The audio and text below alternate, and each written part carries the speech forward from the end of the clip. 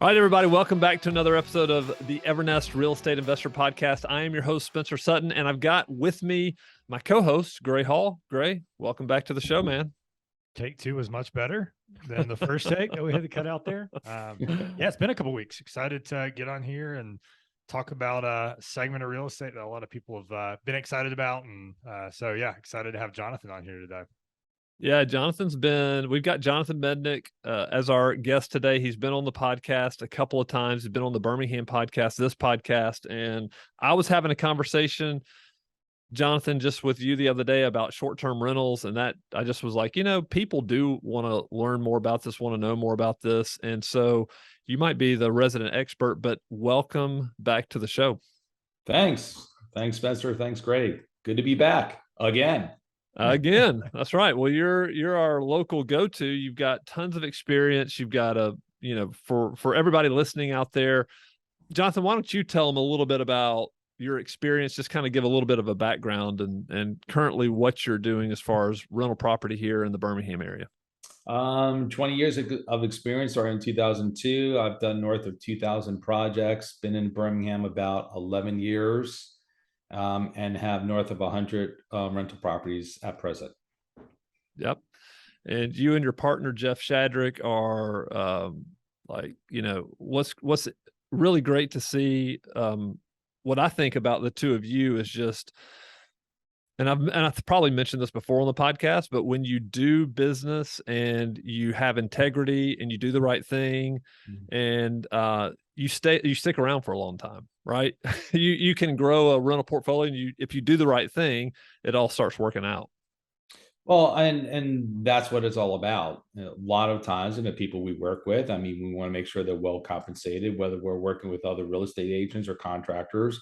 The key is to, do right by them, making sure that, if they're compensated well and we incentivize them, they'll rise to the occasion, they'll excel at what they're doing, and they'll in turn provide a really great superior service. And in the end, we get a really nice product to put on the market. And that's kind of what it's all about. So taking care of people for us is really, the most important thing. The real estate, of course, is very important, but taking care of the people that work with us and their families is critically important. I think a lot of investors can learn from that. Just thinking about, he segued into that, hey, you've been in Birmingham 11 years. Investors kind of come and go. And it's easy on your first deal to want to extract every bit of value from every person that you work from so that your returns look the best. But you don't want to be penny wise and pound foolish and not knocking that contractor down X% where they're not going to want to work with you. But like building good partnerships and think about this as a 15-year business and who you may be working with in 15 years. And it's got to be a good two-way street. So I've seen a lot of investors kind of, and it makes sense. They want to make the first deal work and make the numbers look really good, but there's a balance of doing right by other agents, because it's a lot of these markets are just really small, and kind of all the players, and you come across the same agents. And so reputation is a big thing. I think that's just kind of a really good fact to think about in 15-year terms, and treat people really well. And that will only, come back to give you benefits over the long run.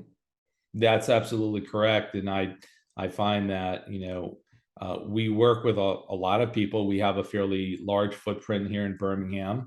Deals kind of come to us quite often. And I think in the market we're in, we're kind of in this gray area. It's kind of, the market is shifting. There is a lot of investors out there who probably we shy away from just because, they're not, integrity is not high on their list. So it's really working with the right people. And I think, you really have to go through a lot of people here to really find the right combination, the right fit. And when we have investors come to town, and I've got a couple of investors coming to town from New York on Monday, to be able to break bread, look me in the eye and say, look, is this someone that we could work with that will have our back, even though we're 1,000 miles away? And it starts between, if it's a broker, if it's property management, if it's a contractor, because, trying to do this from, remotely from a couple thousand miles away is very, very challenging. And if you don't have the right team in place, it can go south real fast. Yeah, we've talked about that a lot on the podcast, just like building your team and knowing who you're doing business with. Just like you, Jonathan, we've seen a lot of deals go sideways when people just, are kind of flippant about who they're partnering with. And so, well, it's good to have you back on the show. I got the idea to talk about kind of a transition I've been watching you make over the past year, 2 years. Actually, I don't know, 4 or 5 months ago, I asked you if you would be a part of a video I was creating for the Birmingham market. And you were like, yeah, I'd love to do that. Why don't we shoot it at one of my Airbnbs? And I was like, well, tell me a little bit more about your Airbnb. So what I'd like to do is, because you have a lot of, you have 100 rentals, you've started to transition some of those to short-term rentals. So what I'd like to do is kind of get into the decision-making process of why you started to do that, the pros and the cons, like what are the biggest challenges, those types of things. Because I think it's something that, like Grace said in the introduction, a lot of people are interested in, at least interested in learning more about. So why don't you talk first about just what gave you the idea? Like, why did you decide to pull the trigger on your first Airbnb conversion or short-term rental conversion?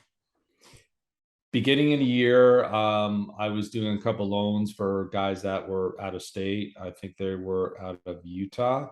And as you know, we're money brokers as well, reibrokers.com. We help a lot of investors get their properties either acquired or refinanced. And I had a conversation with a couple of guys out there, and when they were giving me the inventory on which properties they want to refinance, they mentioned, well, we've got a couple of Airbnbs. And when I asked where they were in the areas that they were and how well they were doing, I was pleasantly surprised. And I started doing more of a deeper dive in using analytical tools like AirDNA and even Airbnb, and running their analysis tools as well as price labs, and then kind of determining what areas of Birmingham are ripe for a short-term rental strategy. And so we looked at our inventory, and then I think the one that we filmed that interview with a few months ago, that was the very first one that we launched, and I think that was probably mid to end of March. And so since then we've got 6 that we've launched, that we've converted from long-term to short-term rentals. We just launched our latest one, and I think you saw the post on Facebook I made. We posted it was up about 5 days, and we got it solidly booked. I mean, literally for 7 weeks, and it's booked solid through December 6th. So I think there's a good opportunity, for the short-term rental market in a mid-tier market like Birmingham. So talk a little bit about where do you see the opportunities? Because you said you started doing the research, and apparently these tools are telling you where you already have rentals, which I know where some of your rentals are, right? So they're in areas like East Lake, they're in areas like Center Point. So when investors hear those names, they're familiar with those, especially if they've done any kind of research in Birmingham, and they're thinking, mid to low income areas. So talk about the reason, like why are you switching them to short-term rentals in these areas even? And I'm kind of surprised that they'll book up, to be quite honest with you. Yeah. That's a great question. When we launched our first one where we did the interview, I was nervous. I was thinking, over in Southeast Lake, is this property going to get rented? Are we going to break even? Are we going to make any money? Are we going to get a lot of complaints? And that property is probably one of our best performing short-term rentals. So, having done this for so long, and predominantly the majority, I'd say 95% of our properties are Section 8. The benefit of having Section 8 properties is you never have to chase tenants for rent. It's paid for, and usually Section 8 is paying pretty much all of the rent, and that's the upside.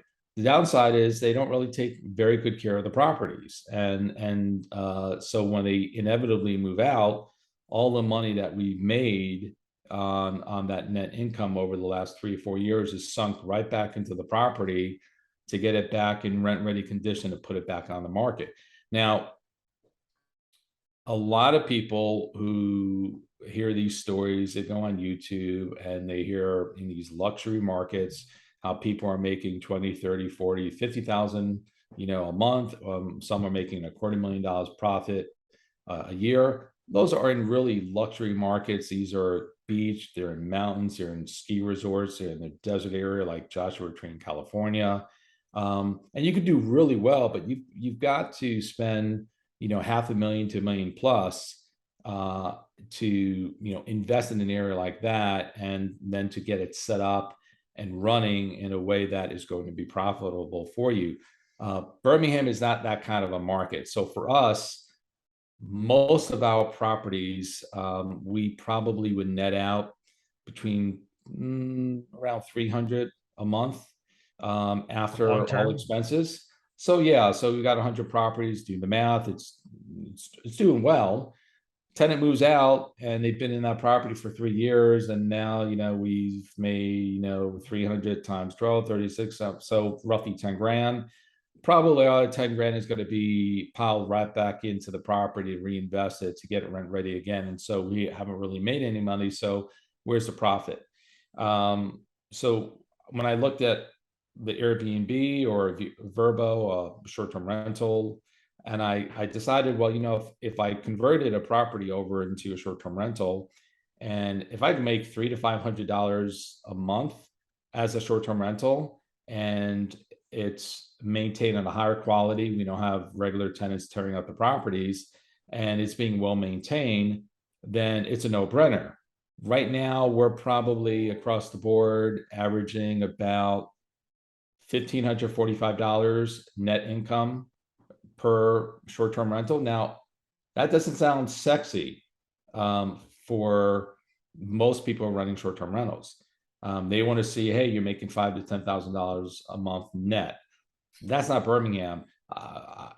Birmingham, to me, is what's called a necessity market. It's not a vacation destination. It's a market that will do well in a coming downturn. It looks like that we're heading into. What I mean by necessity is that people come to Birmingham for a reason. And everyone who comes here, I always ask them, what's the reason for your visit? It's either a family visit, a wedding, they come for work, they come for a family reunion, they're coming for football, they're coming for concerts, something at the convention center, or a sporting event at Protective Stadium downtown. They're coming to go to Barber Racetrack. So these are the reasons that people are coming to Birmingham. Yes, they're coming to an event, but they're coming here primarily to see friends. 25 to 30% of our bookings are for people who are coming here for work. Now, the property we just released that has booked for 3 weeks with our first guest, he's here for work. And then we have another couple coming from North Carolina, and they're here for a full month, and they're here working in Birmingham. So those are kind of guests that we really like to have. So vacation versus necessity meaning that whether the market is up or down, people still have a reason to come to Birmingham, because Birmingham's not a vacation destination. So, if the market does enter a recession, people who are going to the beaches, going to the mountains and ski resorts in the desert, those are, I think, the short-term rentals that might be more impacted adversely than a necessity market like our properties here in Birmingham.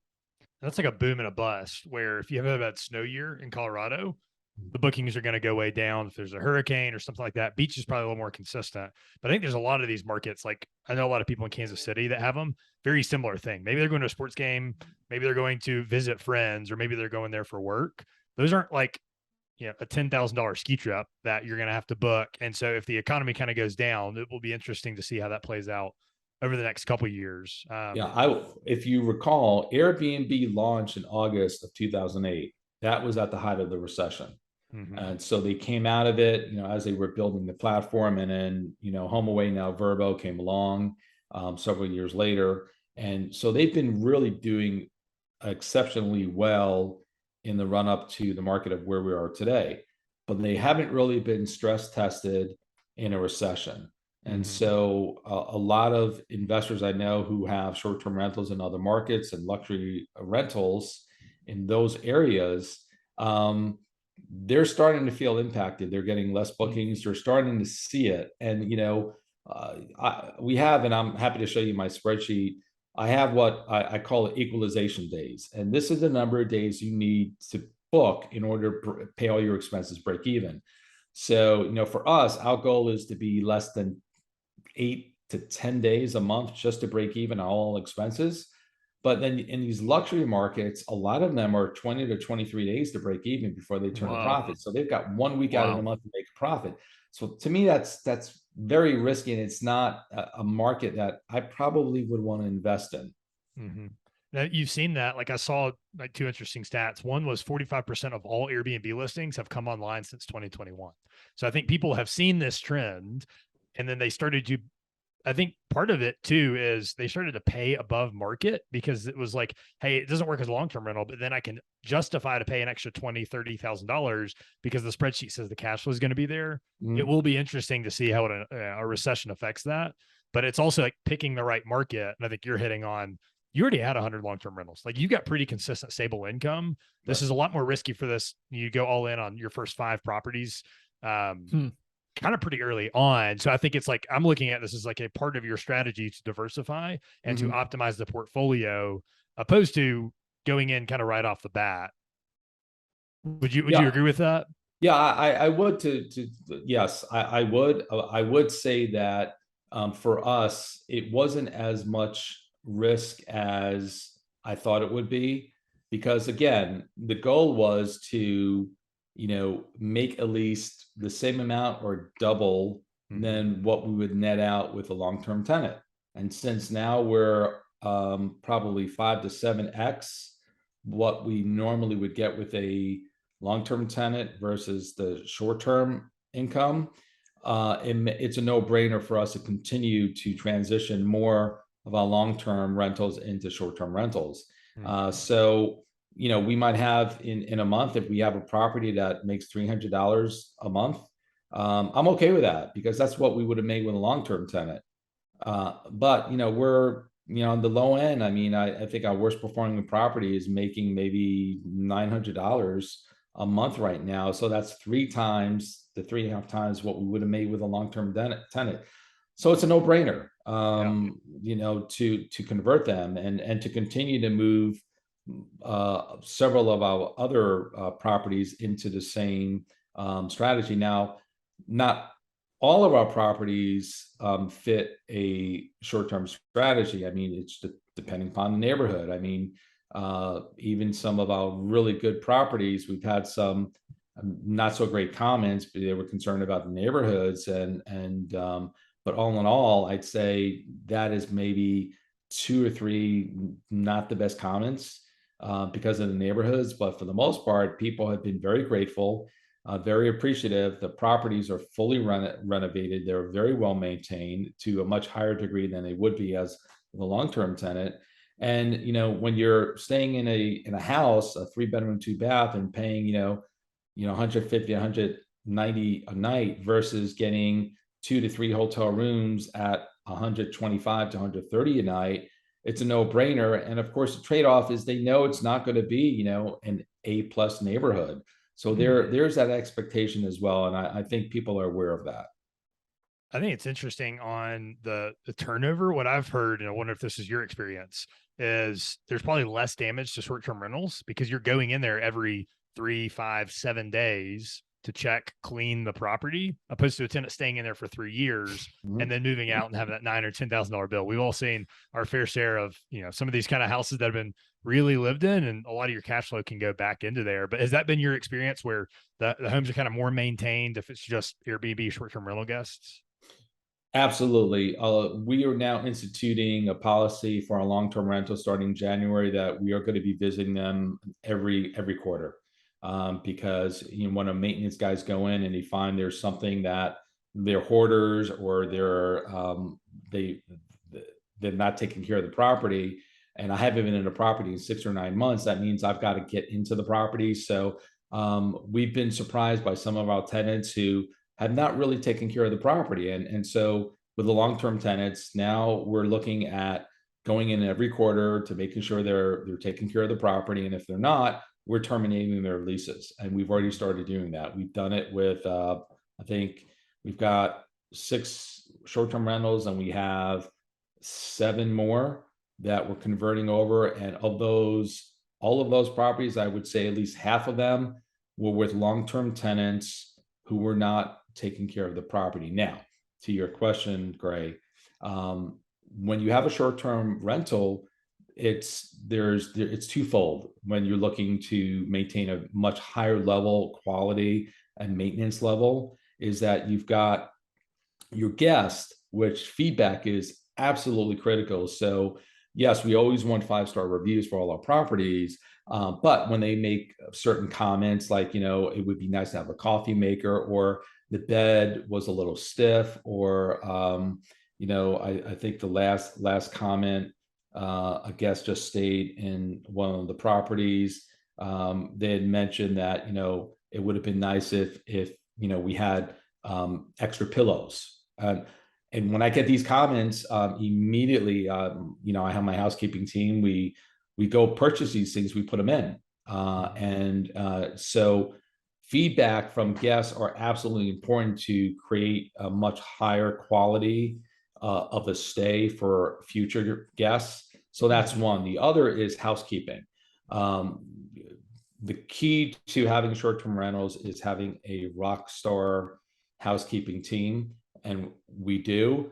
But they are our eyes on these properties. So when they are going in to do a cleaning, if there's something that is missing, something out of that is damaged or out of order, I'm alerted, and then of course, then I have to take action against that guest, whether it's on Verbo or Airbnb, and that has really happened.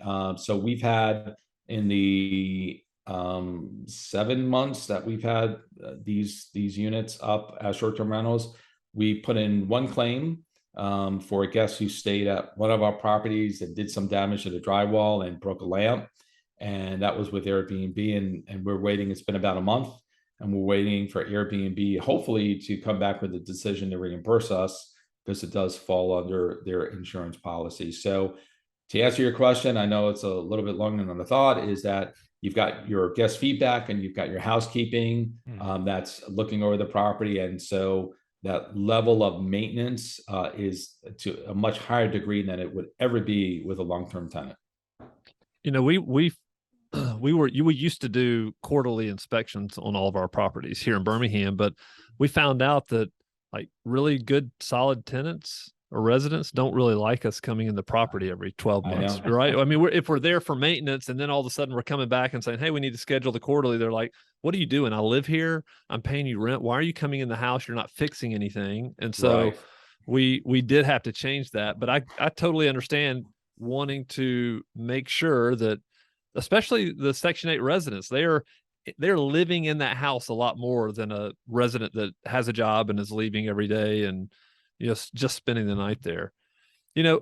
One of the things that you mentioned on the phone when we were talking, Jonathan, was, I mean, we were just talking about furnishing the property, the level of rehab that you have to do. So there is more expense on the front end to have these Airbnbs or these short-term rentals. Talk a little bit about that. Like, and you can tell us how much you spend or whatever you want to share, but I know it's a lot different than your rehab on the short-term rental, the turn and all that stuff.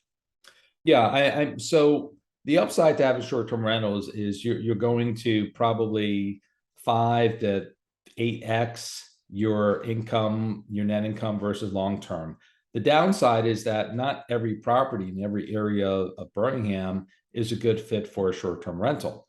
I think you had asked earlier, kind of primarily where are most of these rentals.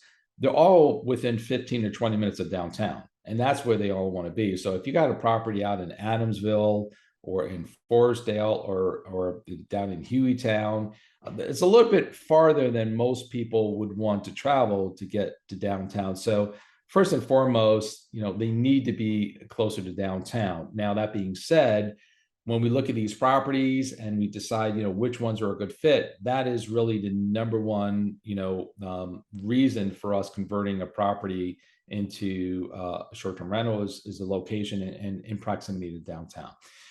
The second is really the investment. If the property is in a good area of downtown and it's a good neighborhood, it meets that first criteria. And again, not every property qualifies. The second would be, the cost of furnishing the property. Now, a lot of people in my reading and my research, people will use Amazon, they will use Wayfair, they'll spend $20, $30, $40, $50,000 on the furnishing. And yeah, I mean, if you're in a luxury market, you probably need to do that. For us, we buy everything off Facebook Marketplace, and we're averaging between $8,000 to $9,000 to fully furnish a house with everything. That includes not just the furniture, but all of the essentials, the bedding, the cleaning supplies, the bathroom supplies, all of the kitchen supplies as well. And then, the design, we have designers that come in and they will chalk the furniture, and they will go and they will buy all of the essentials at Walmart. We'll go to TJ Maxx, we'll go to Pop Shelf, we'll go to, even the dollar store, which you can get some really great artwork at the dollar store, which I had no idea. So one thing that we've gotten a lot of great comments is people love our Airbnbs. They love the way they're laid out, but we furnish them in a very, very affordable rate. We have yet to spend more than $9,000 to fully furnish with all of the supplies any one of our short-term rentals.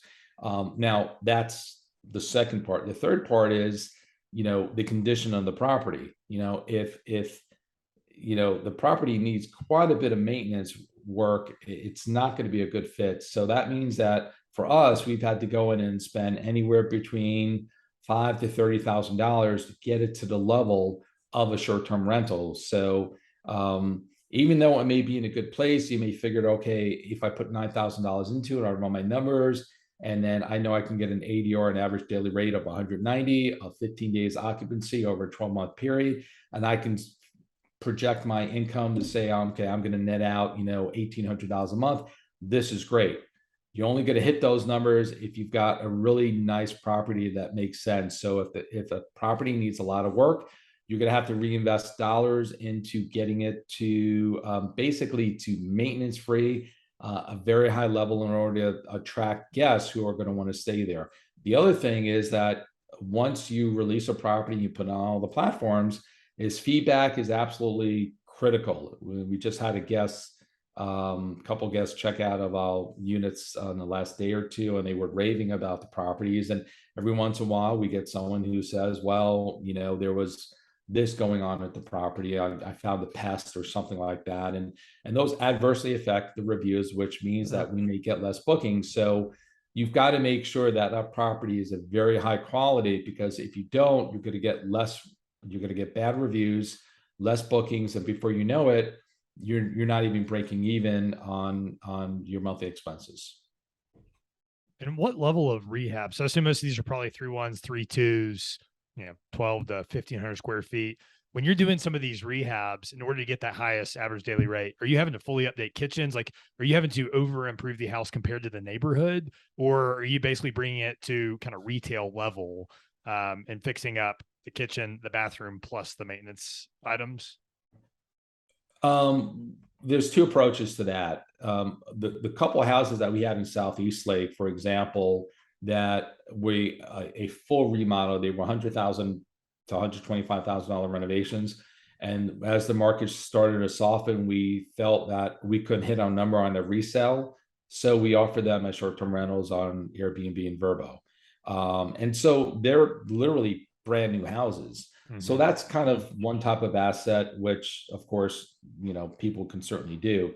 The other is that on our existing properties where we've had long-term tenants, we've had to go in and do not as heavy of a rehab, cleaning, painting. We've updated the kitchens. Sometimes we'll always change out the countertops. If we can save the current cabinets, we will. Otherwise, we might have to swap them out. The bathrooms, we usually will gut the bathrooms and bring on a more contemporary style for the bathrooms. So on average, we've probably been spending, maybe $15,000 to $20,000 on readying these short-term rentals, these properties as short-term rentals.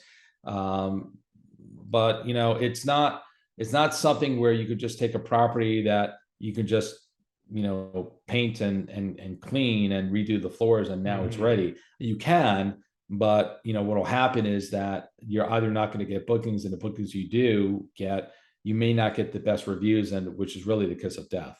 Sure. So the 15 to 20,000 on the rehab to get it up to that short-term rental level versus 5 to 10,000 for a long-term turn. Correct. You think? Correct. Yeah. So the way you look at it is 15 to 20,000 plus $8,000 to $9,000 in furnishing. So $30,000 on average. But when you look at that $30,000 and you break it down, then you realize, okay, if I invest this money, when can I make this money back, and how long is it going to take? So I'll give you an example. We had one property that we just launched last month, and it's a 3-2. It probably would sell for, we just had it appraised for about 185. We probably would have made about about $40,000 we would have made. $37,000 to $40,000 we would have made on it. And so, after, bringing in that $40,000, say, and then figuring out, okay, my average daily rate after expenses, I can net out this. And I realized I can make that $40,000 back in about 33 months, less than 3 years. So it was a no-brainer for us to say, why are we selling this property? We can keep it. We'll get the money that we would have made had we sold it, we'll get that capital in less than 3 years. It's already a cash cow for us, and it makes sense just to keep it in inventory, because we're very big on as passive investors. Rarely do we sell things. For us, it's all about the passive income. And this property specifically was previously rented. We bought it from an investor who had a tenant in there paying $800 a month or $850 a month. Then it went up to $1,000, and then finally we just told her, we couldn't keep her in the property because we thought retail wise, we can do really well with it. And then when we started moving into short-term rental strategy, we realized that that property was a good fit. Yes, we could have made 40,000 profit net out after sale, but keeping it, we'll make that $40,000 in 33 months. And after that, just the money keeps coming in. So why sell the property? And we have the depreciation and cost segregation, all the tax benefits. So it's a no-brainer for us to hold on to these assets. It's good stuff. Interesting. Yeah. And it's, when you talk about passive income, this is a lot less passive. So kind of talk about, like, on the flip side of it, hey, getting the long-term tenant stays in there for 3 years, you can have a lot more of those, like the similar amount of work. How are you structuring, like, management? It sounds like you got some cleaners. You're all self-managing. Like, talk about how much more work this is than a traditional long-term rental. Yeah, great. I mean, that's a great question. One thing I've learned is it's a journey, is that when you do short-term rentals, you are now in the hospitality sector. With long-term tenants, and I always tell a tenant who I haven't heard from in 6 or 8 months, when they call me, and I say, you're my favorite tenant because I never hear from you. You never put a maintenance request, you pay your rent on time, and it's great. And those are my favorite tenants. But when you're dealing with short-term rentals, you're in the hotel business. I mean, people expect a certain quality product. They will demand it. So, when the alarm goes off and it rings for on Airbnb or VRBO that I just get a booking, I love it. It's music to my ears. I just love getting those bookings. But it also requires setting up a process automating all your messaging, having a manual, a house manual that they adhere to all the rules, the house rules and the guidelines for using the property. Then having a calendar synced up with all of your platforms, so in which your housekeeping team has access to, so they know which properties to go to. and building this long-term strategy where you're automating as much as you possibly can. And eventually what you want to do as you build up your short-term rental portfolio, not only just automating, but even using, a channel management service online that kind of streamlines and handles all of those things.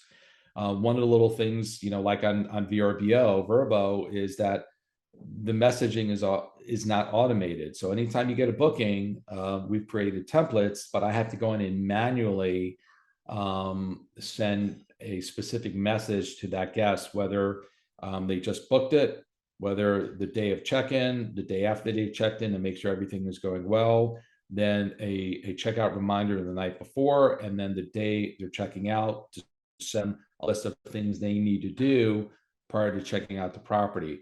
On Airbnb, all of that is automated. So it's having that system in place to make sure that you have your automation in place, that you can step out of it as much as possible.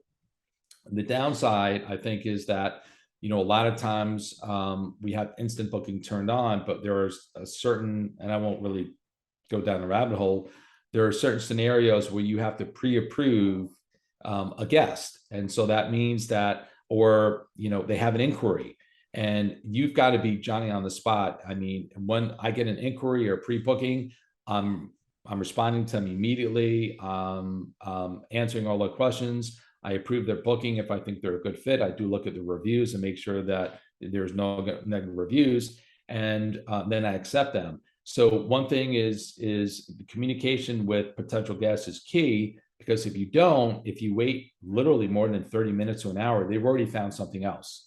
So that means, in a way, when those alarms go off on your phone that, hey, you've got, someone's interested in booking, they have an inquiry, you've got to respond really quickly. You cannot wait a couple of hours. You will lose that booking. It's interesting. I just booked a trip for my family over Christmas on VRBO.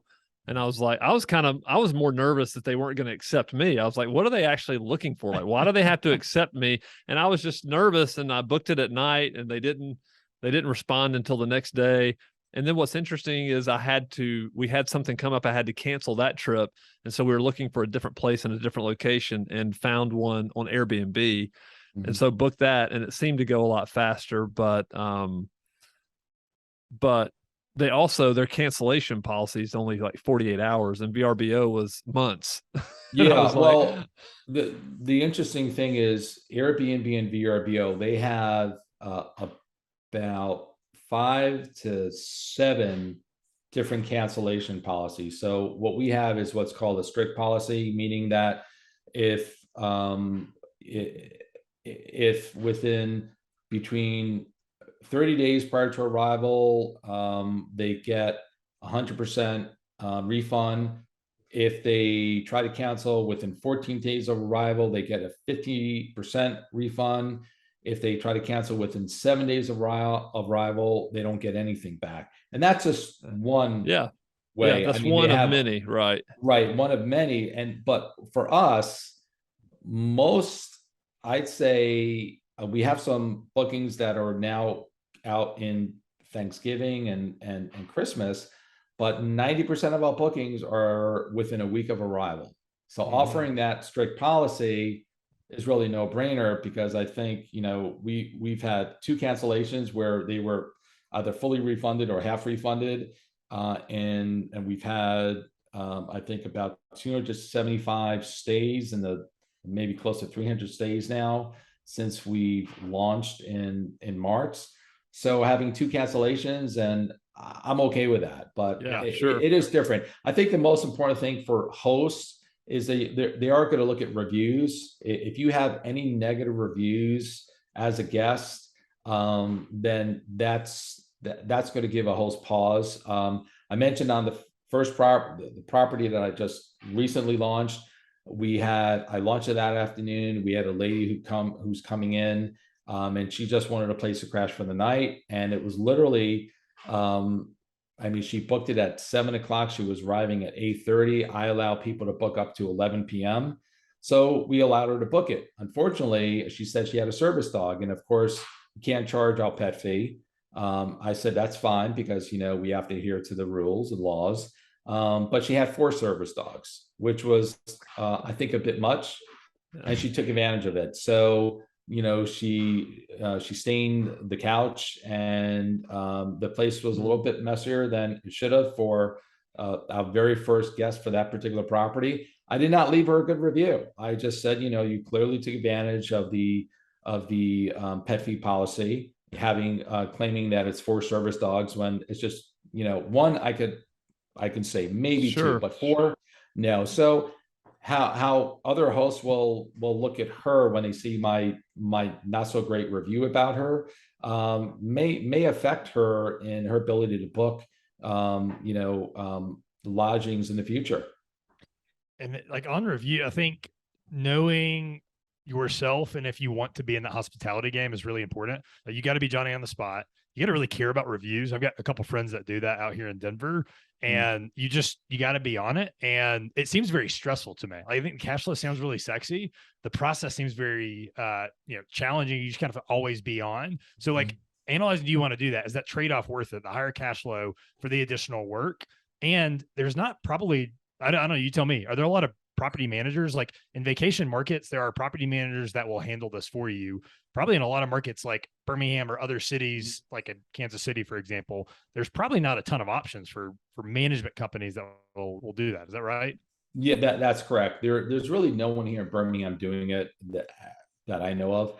I know that in January, when we've streamlined the process and we've really automated all of the procedures, we're going to launch co-hosting services for all those investors who want to be in the Birmingham market or consider moving their long-term over the short-term rentals. We'll consult with them. We'll do everything we need to do. We'll start launching a program to offer those property management services to investors who are out of state, who are interested in moving those properties over to short-term rentals. And the good thing is we're on the ground. We know these areas. So, we're going to really dial in the process of making sure if someone approaches us, say, I saw the podcast, I'm interested in moving our property to short-term rental, here's the address. Let's talk about it. And then we'll kind of walk through the process and see if it's a good fit for them, good fit for us. And then I think there's an opportunity for us to kind of help a lot of investors who want to enter this market here in Birmingham by offering those co-hosting services. Do you think like right now is a good time? I guess just you talked a lot about transferring over old rentals, kind of take on the market and like buying a property specifically for this right now. What are your thoughts on that? Well, I think it depends on the area. If you're going in, let's say, into an area like where you're going to buy a property for $200,000 to $500,000 and it's going to be a short-term rental, to me, that's a little bit risky, especially if the market shifts and you're getting less bookings. The sweet spot for us is really I would say the sub $200,000 range, because you can go either way. I mean, if a property is underperforming and we decide that, we're not covering our monthly expenses, but we can with a long-term tenant, we'll convert it back to a long-term tenant. We'll move all the furniture to another property. We'll put it in storage and put it into one of our newer short-term rentals. So for us, as long as if you've got a property, as I've told you before and many other people and other podcasts I've been on, is that you want to make sure that you have multiple exit strategies. So if you're going to have a short-term rentals, you make sure if the market shifts and it's not sustainable, that you can convert that unit back into a long-term rental. I bet you can't do that with a $500,000 property. Yeah, it's a lot more risk. And some of these that you're like improving the kitchen, you're doing a full rehab on, that'll be pretty easy to rent as a long-term tenant, because most of the Airbnbs I've seen probably a little bit nicer quality than some of the long-term rentals in some of these areas. So yeah, I remember we talked about multiple exit strategies. I think that's really smart. You just kind of pigeonhole yourself. If you buy a $600,000 property and it has to cash flow, and it has to be rented 23 days a month, that's pretty risky in my opinion. So I like your strategy of 8 days a month. We cover expenses and we can go back to long-term if we need. Yeah. I mean, if you want, I can share my screen with you. I can briefly show you how I analyze a short-term rental, or we can do it on another podcast. Let's do it on another podcast and we'll just use it as a YouTube video. That'd be great. Okay. That would be I'd love awesome to see if we that. could do that though. Yeah. Yeah, I would love to see that. Okay. Well, Jonathan, this has been great. If people want to get in touch with you, I know we've shared your information before. So what's the best email for you? It would be Jonathan at reitrader.com, JONATHAN at reitrader.com. They could, of course, follow me on Facebook. And if they're interested in possibly converting their long-term rental and short-term rental here in the Birmingham market, looking for co-hosting services, definitely reach out to me because it is something we're going to be launching first quarter of next year. Awesome. I've got a few houses in Wylam. I'd like for you to do that for me. So I'll be giving you a call. I'm just kidding. All right, everybody. Thanks so much for being here. We'll be back next week with another episode. And if you haven't already, go ahead and leave us a review. We'd love to hear from you on Spotify or iTunes. We'll be back next week with another episode.